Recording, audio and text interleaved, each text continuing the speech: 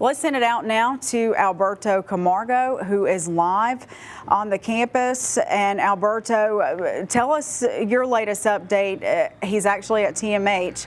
Alberto, tell us what's happening there. Yeah, Jade, like you said, I'm outside Tallahassee Memorial Healthcare, and the scene out here is still quite calm. I've been waiting to get some updates from the folks at TMH. There's nothing changed as of the last update I gave you, which is 6 people are being treated here at TMH, 1 in critical condition. That's all we know as of now. Nothing has changed in the last hour, but we're still hoping for the best for those folks who are being treated, and obviously hoping for the best for the FSU community. Some of the other things we've learned in the last hour is that not just are all FSU classes canceled today, they're also the athletic events are canceled through Sunday, so through Easter Sunday. That includes baseball, softball, and other sporting events that are being canceled that won't be taking place this weekend as the community tries to rebound from the events of this afternoon. And as you've been hearing throughout the show, we've had students speaking on just how much of a shocking event this has been for them, a shocking Thursday, a shocking afternoon, when, as you mentioned, it was just meant to be a normal school day for them. But here at TMH, like I said, no new information as of yet. We're still waiting on an update on those 6 folks who are being treated and still waiting to see what exactly comes from their treatment. All right, Alberto, thank you so much for that update. Want to ask you real quick, have you seen folks going into the hospital? What have you witnessed out there? Well, here at TMH, I haven't seen any commotion, really. I'm standing outside of Southern Medical Group, which is toward on the corner of Medical and Surgeons Drive. This is where media has been staged now for a little bit, but I haven't seen any commotion related to families looking for updates or anything of the sort. Things seem pretty calm here, but I know that's definitely not the case in other parts of the city, especially around FSU campus. Mm-hmm. All right, and do we expect to get more updates from TMH?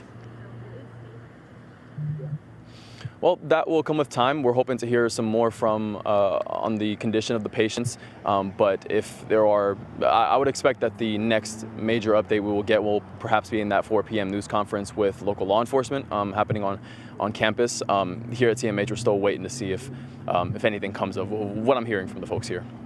All right. And how did you find out about this shooting? You were not even into work yet, so you rushed into action to bring this coverage to us. That's right. I was slated to come into work a little later today to cover a student protest happening on campus, but once around noon, I started getting texts from numbers I hadn't even have saved in my phone. Some students who I know were texting me saying, "Hey, I got this alert, active shooter on campus." Started sending the word out to our folks in the newsroom, and pretty quickly I realized that it was going to be a very different day. The student protest I was going to cover has been canceled as campus is still working to be secured by local law enforcement. So a lot of moving parts, a lot of things are changing very quickly, but certainly a day we won't forget. That is so true, Alberto. It is a day Florida State students will not forget. April 17th, we got the alert around 12:01 from FSU Alert on X that there was an active shooter situation. And Alberto, tell us a little bit more about, you're one of several media out there, the media staging area. Tell us more about the conditions of those victims.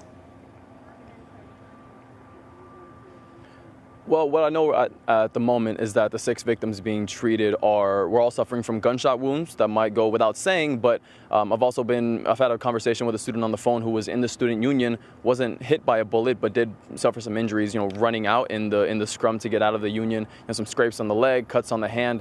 But the 6 patients who are being treated here at TMH are all suffering from gunshot wounds as a result of the active shooter. That's the latest I have on the condition of those patients. That's the latest I'll have at this moment. But in conversations with students who were both on and off campus, a lot of them are just in shock, as you can understand. Thank you so much, Alberto, for that. And we'll check back in with you in just a little bit.